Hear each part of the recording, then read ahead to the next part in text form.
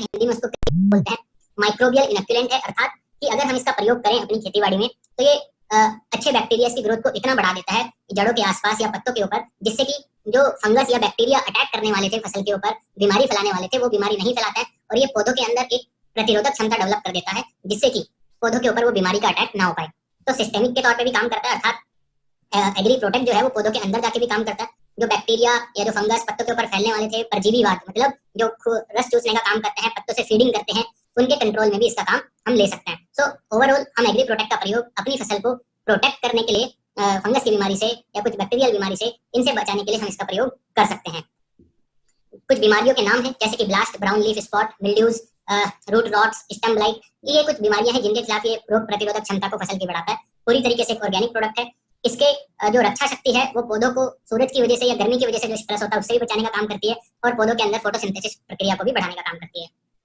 ये कुछ बीमारियां हैं जैसे कि ब्लास्ट, और यहाँ पे मूंगफली में, कॉटन में, गेहूं में, ये कुछ बीमारियां हैं जिनके खिलाफ रोग प्रतिरोधक क्षमता बढ़ाने के लिए हम एग्री प्रोटेक्ट का प्रयोग कर सकते हैं। कैसे करेंगे इसका प्रयोग? अगर हम प्रोफिलेक्टिक वे में करना चाहते हैं, पहले से इसका प्रयोग करना चाहते हैं, तो मृदा उपचार कर सकते हैं। हम खेत को जब जुताई करने वाले हैं तो जुताई करने से पहले हम 500 ग्राम से 1 किलो प्रति एकड़ के हिसाब से 100 किलोग्राम पकी हुई गोबर की खाद के साथ मिला के इसको खेत में डाल सकते हैं। अच्छे से जुताई कर सकते हैं। अगर जुताई के टाइम पे नहीं डाल पाए तो जब हम अपने खेत में बुआई कर रहे हैं, बुआई के समय कोई फर्टिलाइजर डाल रहे हैं, उसके साथ मिला के भी हम 500 ग्राम एग्री प्रोटेक्ट डाल सकते हैं।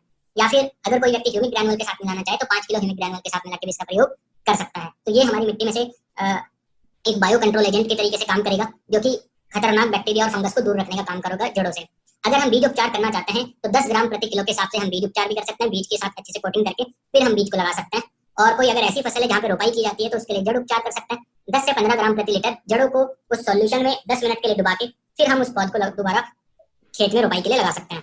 अगर जड़ उपचार नहीं कर पाए, बीज उपचार नहीं कर पाए, मृदा उपचार नहीं कर पाए और फसल ऑलरेडी हमारी अगर बड़ी हो चुकी है, बाहर निकल चुकी है, तो हम वहाँ पे स्प्रे कर सकते हैं 1.5 से 2 ग्राम प्रति लीटर। जो 90 से 120 दिन की फसल रहती है उस फसल चक्र में कम से कम 2 बार हम प्रयोग कर सकते हैं।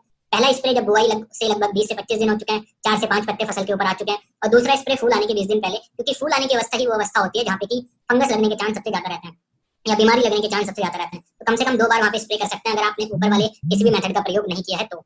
दूसरी तरफ अगर खेत में कोई बीमारी आ चुकी है तो ऐसे में आप स्प्रे के माध्यम से भी इसका प्रयोग कर सकते हैं। 2 से 3 ग्राम प्रति लीटर और 7 दिनों के अंदर 2 स्प्रे करेंगे तो अच्छा रिजल्ट हमें वहाँ पे मिल जाएगा। आमतौर पे अगर हम 15 लीटर का टैंक स्प्रे कर रहे हैं तो 10 ml एग्री BSC और 40 ग्राम एग्री प्रोटेक्ट मिला के हम वहाँ पे स्प्रे कर सकते हैं। याद रखिएगा 7 दिन में 2 स्प्रे, 82 और प्रोटेक्ट दोनों को मिला के, जिससे कि हमें अच्छा रिजल्ट वहाँ पे मिल सके।